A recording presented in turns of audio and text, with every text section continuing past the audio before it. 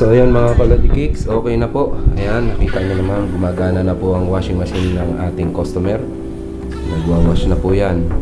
So bali ang prinogram ko lang po so ayan mga kalodi na nagkaroon po ng corroded yung isang terminal.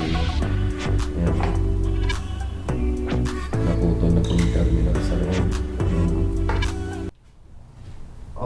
Okay, alright. Welcome back again sa my channel ko mga kalodi cakes. So natatandaan nyo yung front load washing machine na Samsung, yung sa po yung relay, sulog yung wire. So ngayon po nakabili na po ng customer mga parts niya. Ito po yung motherboard niya, electronic PCB mainboard. So nakabili po siya, ikakabit po natin ngayon to. So hopefully gumana po siya ngayon. Ito po yung nabili niya, bago po to.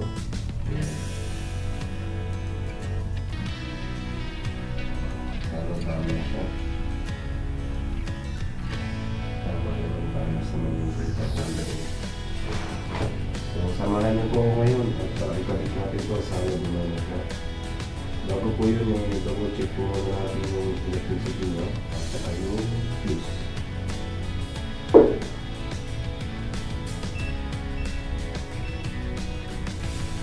Since na totally busted po ito at walang power, so binaksan ko po yung fuse niya sa loob na tingnan natin kung shorted din po. So yan, ito po yung fuse. Tinanggal ko na po mga kalodi, checkin natin po. So dapat may makuha tayong continuity dito. So okay naman po siya, nag-buzzer po. So ayan, so ibig sabihin okay yung fuse nito mga kalodi cakes. Balik na natin. So pangalawa naman, check natin yung power supply. Kung tama ba yung pinapatol nyo o yung supply na tinawag. Dapat 220 to 250 volts po. Set natin yung multimeter natin sa volts.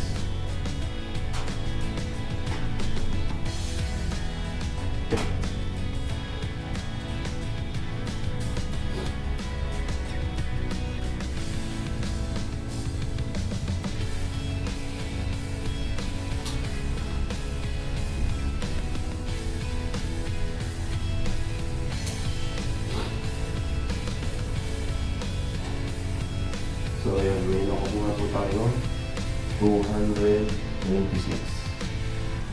Ayan, nakita niyo po ba? 226 volts. So okay po yun.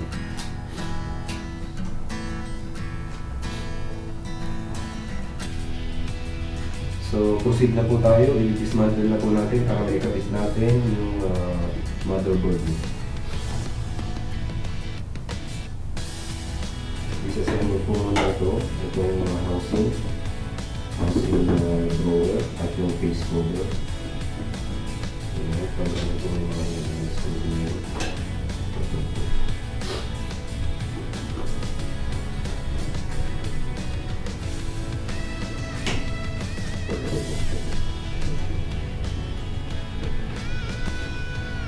so hopefully gumana po siya ngayon at wala pa po mga ibang problema maliban sa wala sa kaso dito sa atin na po namin.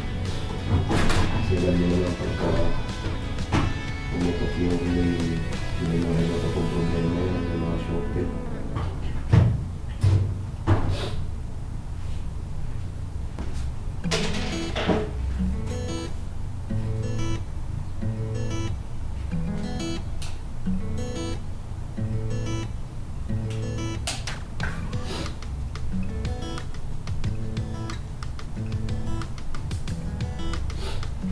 Ayan o.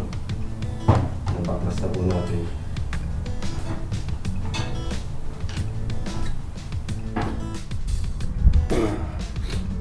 So ayan mga kalodi, ikakabit na natin itong bagong board. Dismantle po muna natin yan.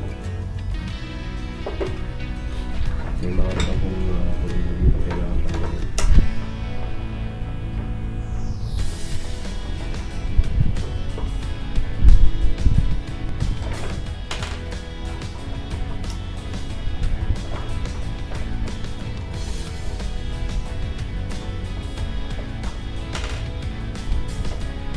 Close lang po naman yan. So yan, natanggalan natin ito video. Tapos itong selector switch, tanggalin lang po yan. Hilahin nyo lang po. Ayan. Tapos may dalawang lock po yan, magkabilaan. Press nyo lang. Tapos angat.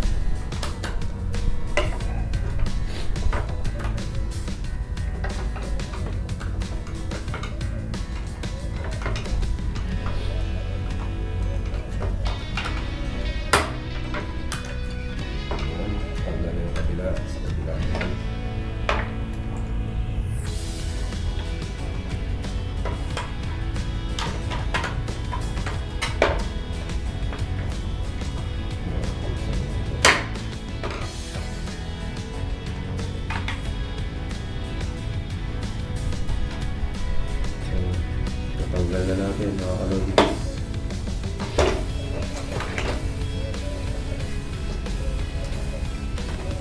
Ayun, nakaklas na po natin. So kailangan tanggalin natin itong control panel niya kasi wala po, itong bago wala po kasama. Tatanggalin natin ito, nililipat po dito. So, dyan lang po kayo mga kalods. Huwag po kayong alis. Samahan niyo po ako sa pag-repair nito. Bago po ang lahat, bago natapos ang video na to, samahan niyo po ako. Shoutout po muna sa ating mga viewers, mga subscriber na walang sawa pong tumatangkilik sa aking munting channel. Maraming salamat po.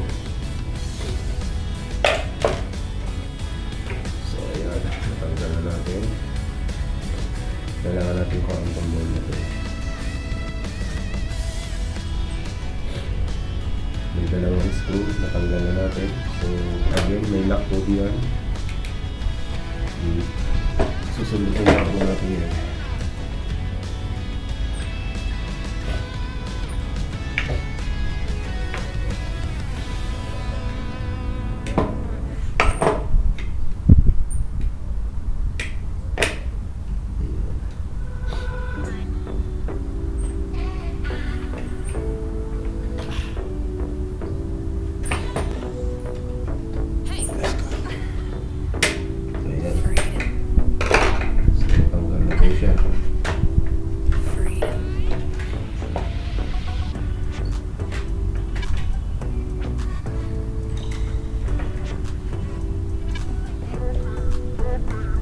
So itong natanggal na terminal sa control niya, ipupuli na lang po natin yan kasi kukunik natin isa-isa.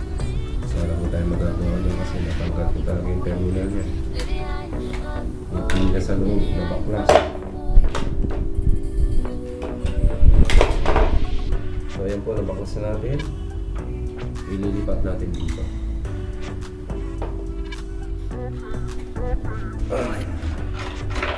So yung mga kalodings, nabaklasan natin, palitan natin dito sa bagong wall.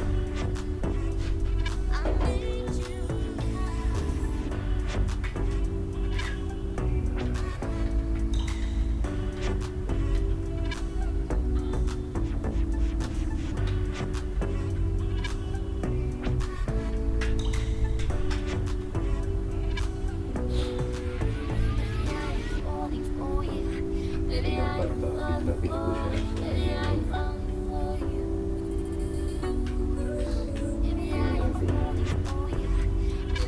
May mga sa ilang nabasa. So wala naman pong sa ilang nabasa.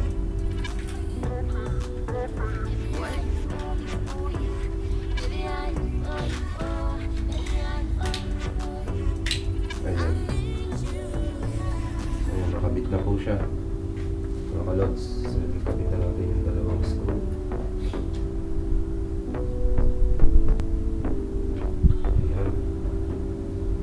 Dalawang screw lang po yan.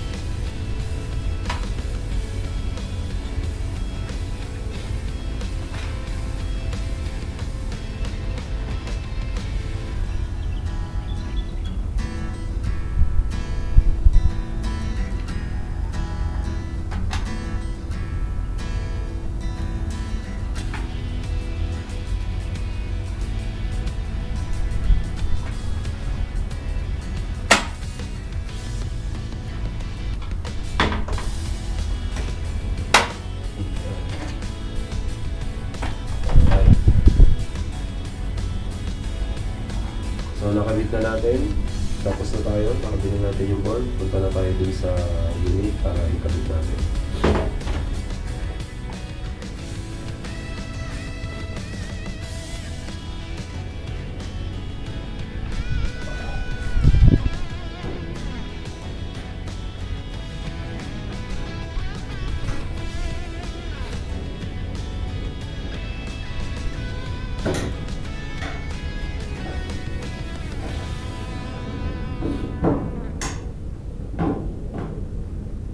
Hirap mo talaga makakalos pag walang katulong. Pag ikaw lang mag-isa, wala talaga ng camera. Buti na lang may tripod tayo. So, tatanggalin ko lang po itong face cover. Check natin yung cam. Baka hindi na nagpa-function na makalas.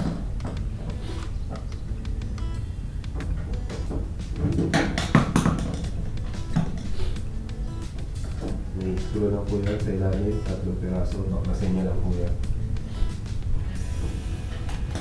Sa mga kapwa natin technician na panoorin niyo po ito kung paano kayo pag-dismantle ko ng face cover para may idea po kayo. 2 screw po sa taas at 3 screw sa baba. Ayan, okay na.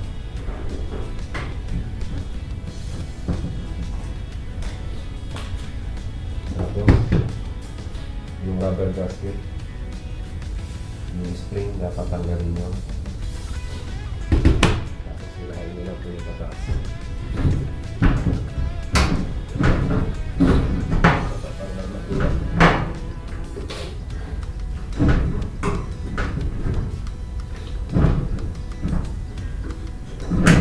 Ayan, tanggal na siya.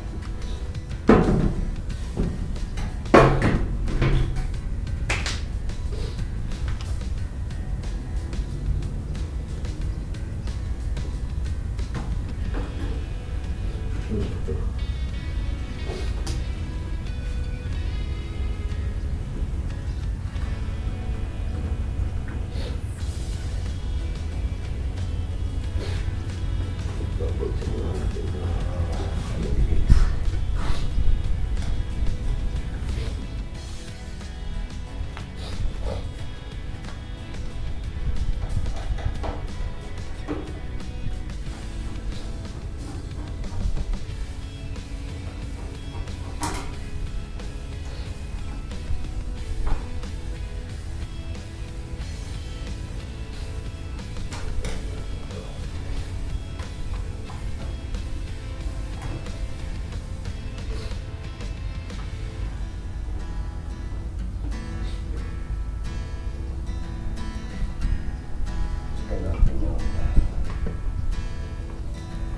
Yung drain pump ng shorted para hindi makakalag.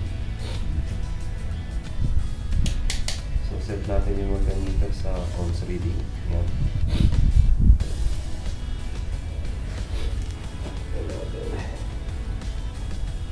Meron po kasi yung pump nito. Eco bubble po kasi ito eh.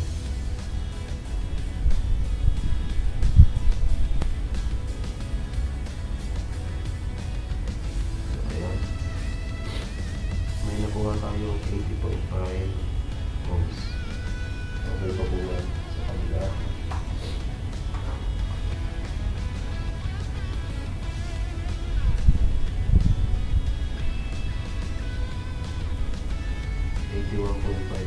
Okay pa rin po ito. Ano natin? Ano natin may loob?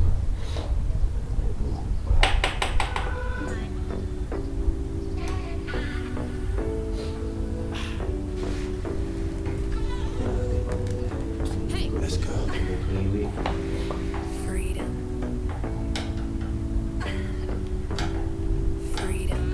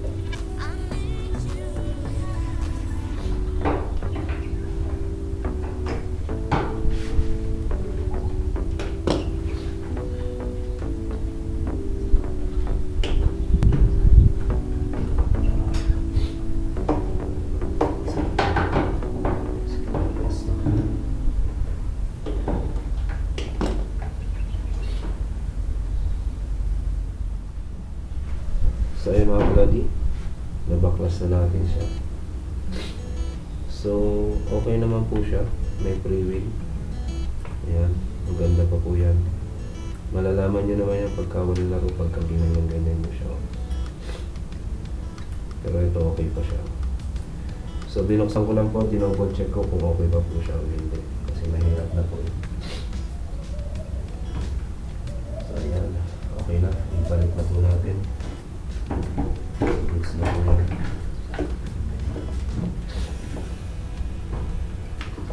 So, bali may tatlong screw lang po yan mga kalods.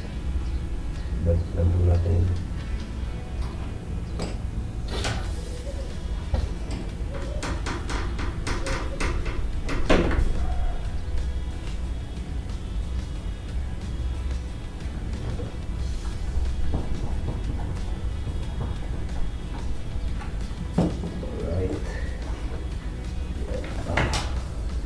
Hirap talaga pagka ikaw lang mag-isa. Wala kang tagahawak ng camera mo.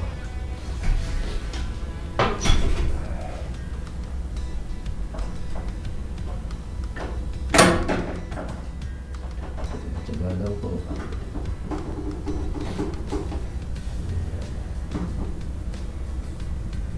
Alright, balik na natin.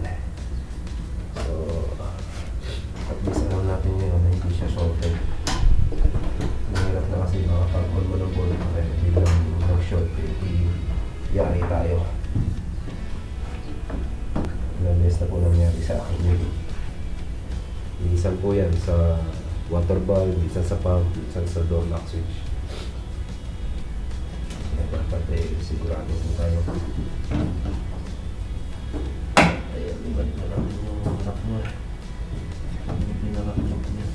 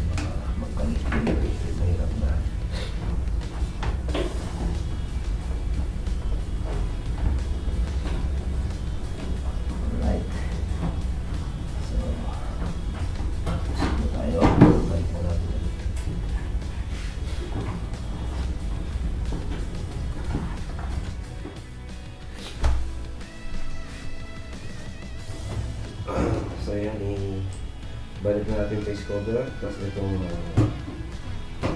rubber gasket na may spring po yan, yung pinaka-rubber. So na-check natin yung loob, okay naman po, yung gano'n marami.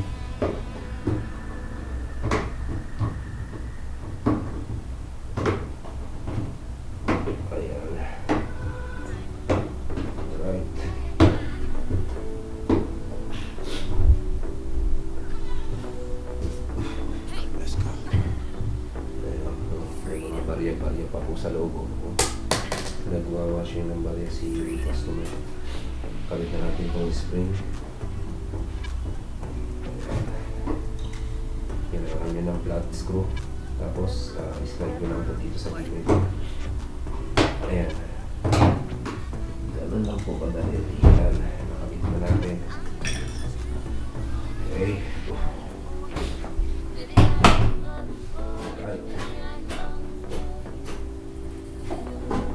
Hopefully sana gumana po siya mga kalods. Palodi na nagkaroon po ng corroded yung isang terminal niya. Ayan o. Naputol na po yung terminal sa loob. Ayan o. So ang gagawin natin, putulin na yan one by one. I-rerekta na po natin yan. Kasi ito po signal niya po ito papunta sa board. So gagawin natin yan, i-rekta na po lahat ng wire niyan. Hindi po kasi gagana yan. Yan po ang kalimitan na nasisira dito sa Samsung. Yung connector niya. Nababasa po kasi yan ng tubig sa katagalan. So medyo mapusisi po talaga. Isa-isa po natin utulin yan. Tapos i-connect natin one by one yan. So dyan lang po kayo mga kalods ha. Huwag po kayong aalis. Samahan niyo po ako sa pag-repair nito. So hopefully mapag-aala natin ito na maayos para matuwa si customer natin. Yan po ang buhay bilang isang technician.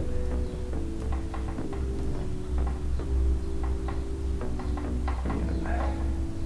So nakabit na natin yung isang signal. Kasi pag hindi po natin ikabit to, or kahit sa isang wire na to is walang connection, hindi po gagana yung control board niya.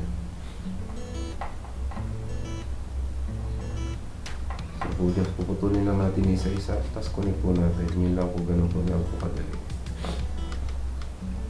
Yan po yung orange. Putol.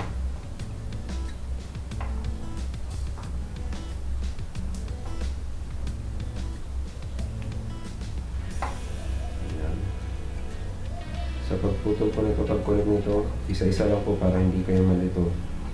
Kasi pag pinutol nyo lahat yan, malilito na kayo kung saan nyo dapat i-connect. Tips lang po para sa mga bagong technician po yan.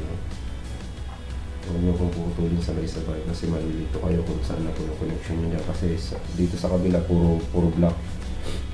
Wala po siyang tagging, wala siyang color tagging. Kaya medyo mahirapan. Yan, kapag connect isa-isa lang po mga kalods. After ng isa, sunod naman po tayo dun sa isa. Ganun lang po yung kadali.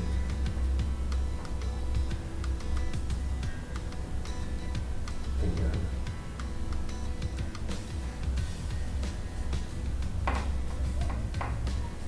Okay. Yan naman tayo sa kabila.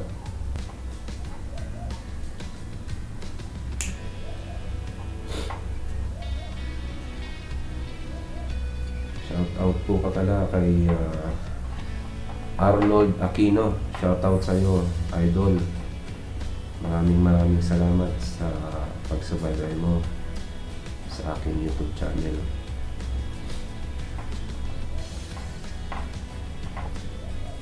Tsaka kay Maki Magundadato.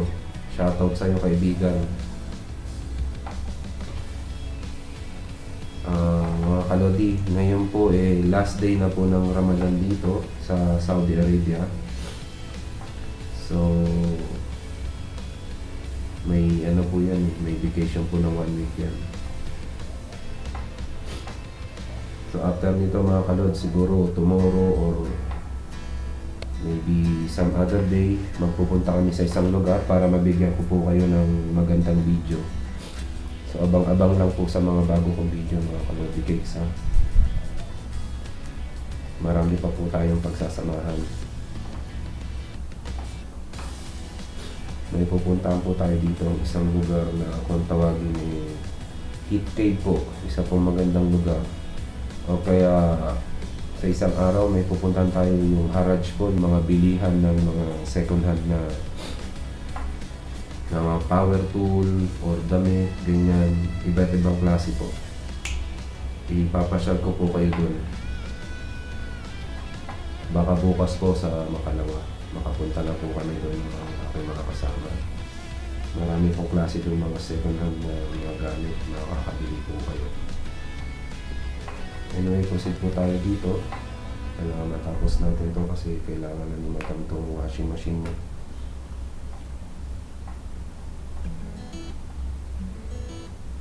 So ayan, natapos na natin yung huling wire, na-connect na po natin.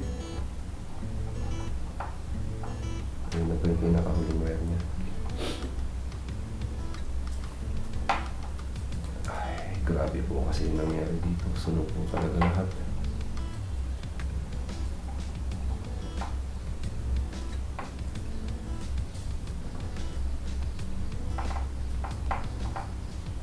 Tignan nyo po yung nangyari sa isang wire niya, oh. Yung isang terminal. Oh. talagang nasunog po yung papalitan na rin po natin yan mga kalodi. Kasi pangit po pag kinabit na natin ang ganyan yun eh, baka magka-problema pa. Papalitan natin ang bago yan. Meron po ako dito.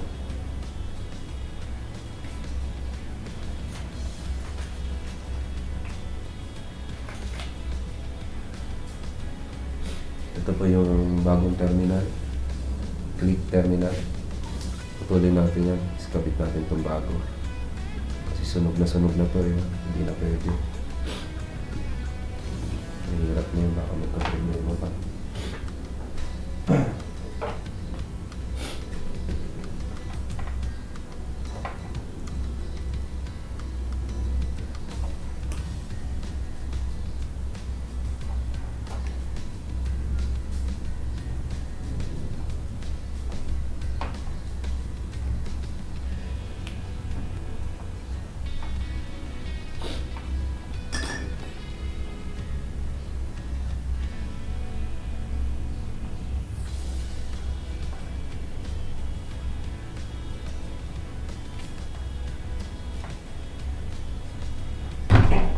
Ayan, tanggalan natin yung luma.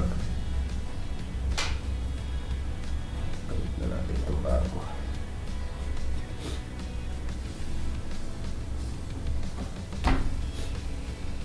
So, talaga yung nag-melt.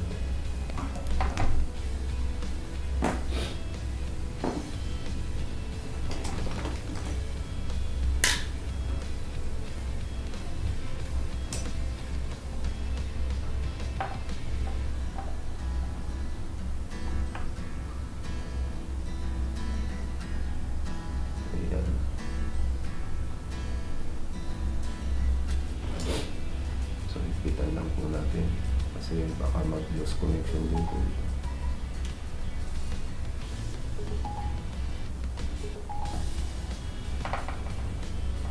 Ayan. May higpit. Sigurado.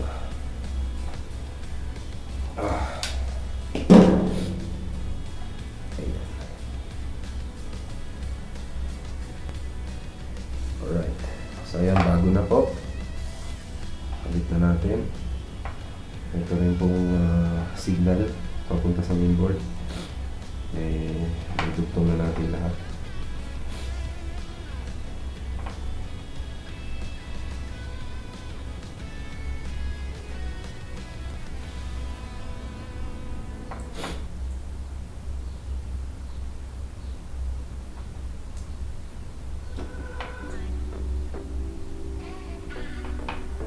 Ito, wala na po yan. No use na po yan. Tapo na natin.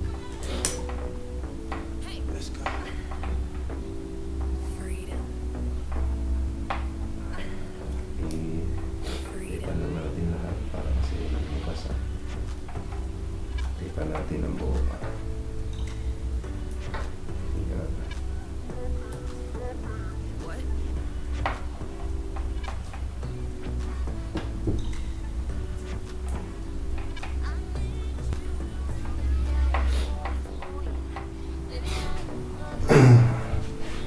So yan mga kalods, ikabit na natin yung board niya sa panel. Kailangan ikabit mo na natin itong binutong natin naman kasi wala na siyang connector. What? Wala siya.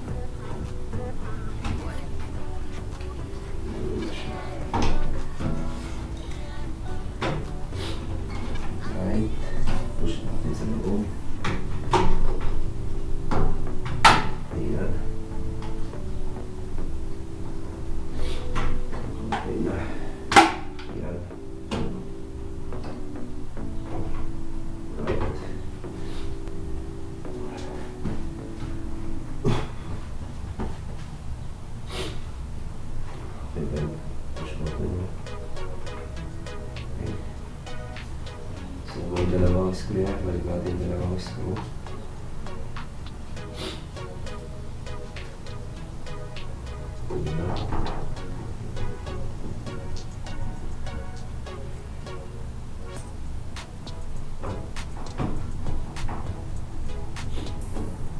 Right.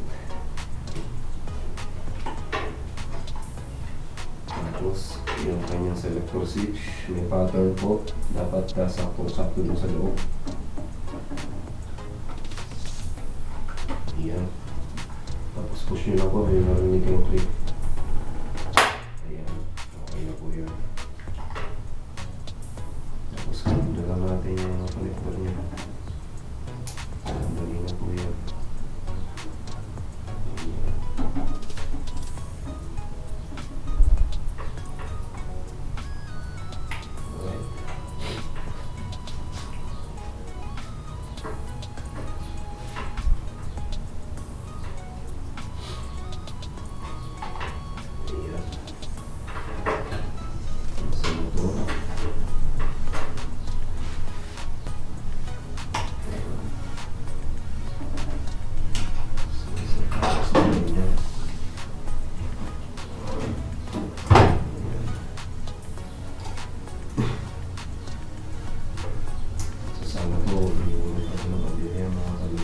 Sana po gumana na maayos.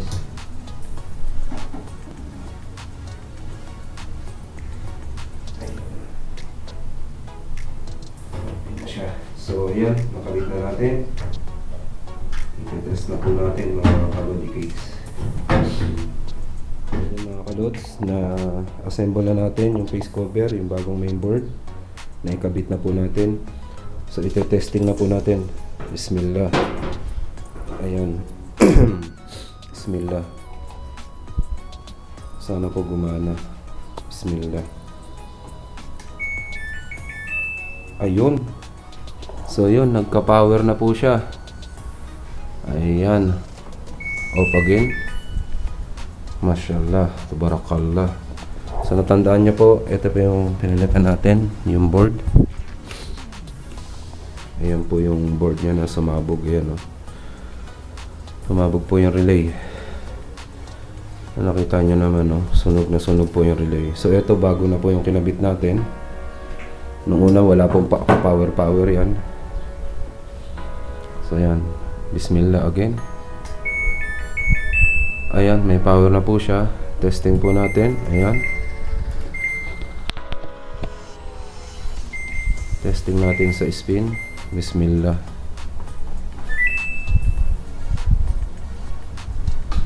Ayun, nag-click na siya. Ay, mashallah. Gumana po yung pump mga kalodi cakes. Alam nyo pagka ganitong totally dead set po siya eh, kinakabahan po ako minsan yan eh. Pag nangyari po kasi sa akin yun, pag start eh, biglang boom, sumabog po siya. Kalimitan po yun eh, mga pump, tapos yung water valve po. Kaya ang ginawa ko kanina eh, binuksan ko po yan para i-sure natin. Ayan, gumagana na po siya mga kalodi cakes. Oh. Nag-i-spin na po siya. Ayan. So ayan po, success po tayo mga kalodi. Success po yung ni-repair natin Samsung front loading washing machine. So ayan po yung pinalitan natin mga kalodi cakes, yung motherboard niya. Ang presyo po nito is 480 real po, medyo pricey po siya. Kaya sinisigurado natin na tama po yung ginagawa po natin para hindi po kawawa si customer mga kalods. So ayan o, umiikot na po siya ngayon. Kasalukuyang gumagana na po siya. Ayan. Alhamdulillah, alhamdulillah. Alright. So ayan mga kalodi cakes, okay na po. Ayan, nakita nyo naman, gumagana na po ang washing machine ng ating customer. Nagwa-wash na po yan. So bali ang prinogram ko lang po quick wash yan, para mabilis po. Goods na po ito mga kalodi cakes. Ayan, nakita nyo naman oh, ganda na ng kanyang wash oh. So ayan po.